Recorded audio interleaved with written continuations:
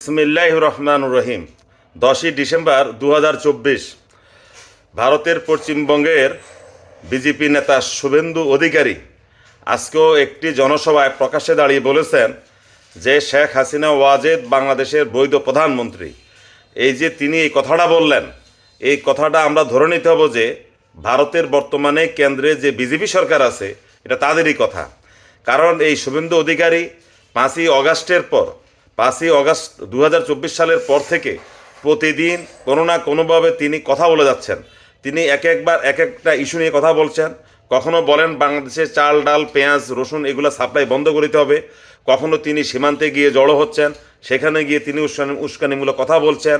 আবার কখনো তিনি বলছেন বাংলাদেশের থেকে 4 লক্ষ কি 4,000 হাতে টানা রিক্সা কলকাতা দখলের জন্য রওনা দিয়েছে।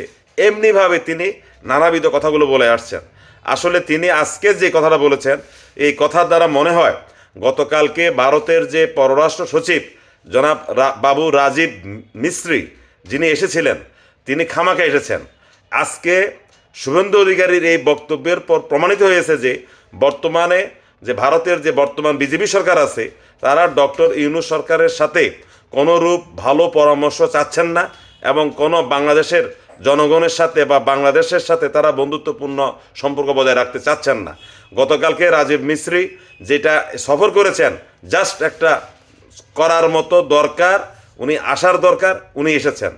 আমরা দেখতে চাই যে আজকে শুভেন্দু অধিকারীর এই বক্তব্যের পরে ভারতের কেন্দ্রীয় সরকার বলতে বিজেপির যে সরকার আছে বিজেপির দল থেকে এবং কেন্দ্রীয় সরকারের পক্ষ থেকে কি প্রতিক্রিয়া জানানো হয়।